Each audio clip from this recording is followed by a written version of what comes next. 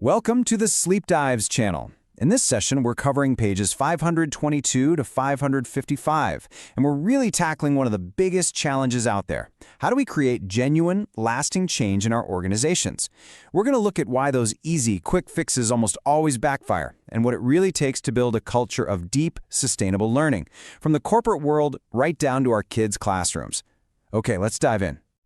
You know, it's a question that keeps leaders up at night. You spot a problem, you roll out a solution, but before you know it, the problem is back, and sometimes it's even worse.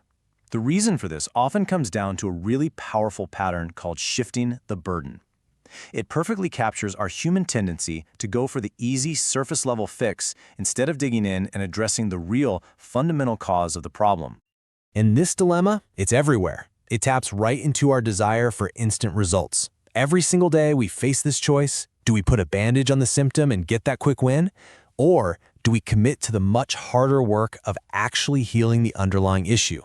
The path we take, well, it has huge consequences. Let's take corporate environmentalism as an example. Say a company faces a potential environmental risk. They've got two roads they can go down. The symptomatic solution is containment. Deny the problem, manage the PR, and just hope it all blows over. That's the quick fix. The other road, the fundamental solution, is inquiry. This means you openly investigate what's going on, you learn from it, and you actually change the way you do things. It's way harder, for sure, but it's the only way to really solve the problem for good. And this quote right here is a critical warning. Choosing that easy path of containment, it's like an addiction.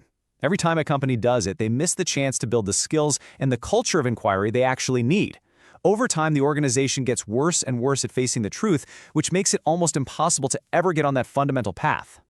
So how in the world do you break this addiction to the quick fix? Well, let's look at a fantastic case study, American Woodmark.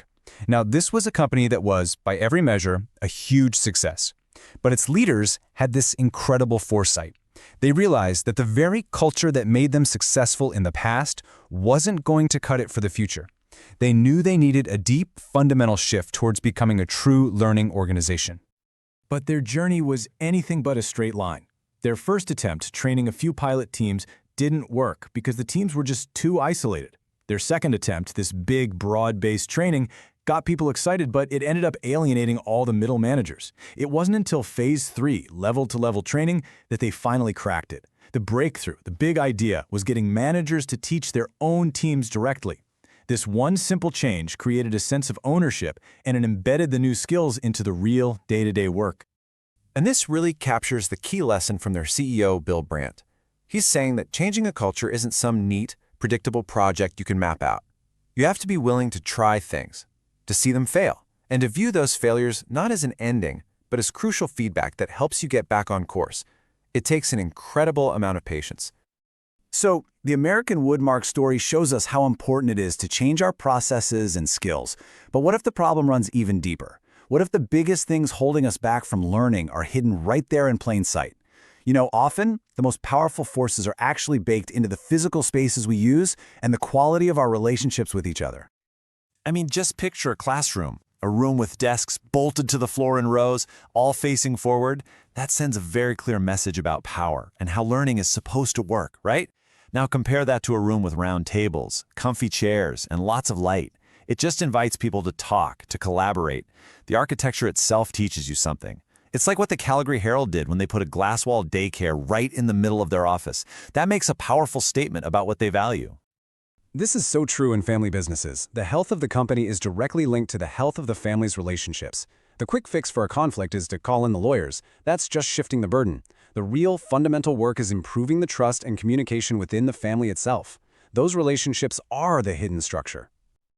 And these ideas aren't just for businesses. They are absolutely critical for the institutions that shape our whole society. Think about healthcare, the media, and our schools, places where the stakes for genuine learning couldn't be higher. For a hospital to truly become a learning organization, you need 4 things. First, it has to start at the very top. You can't just delegate this to a program manager. Second, everyone, from the top surgeons to the janitorial staff, has to feel empowered to improve the whole system. You have to break down those silos. Third, leaders have to be genuinely curious. And finally, the hospital has to see itself as part of the community's broader system of health.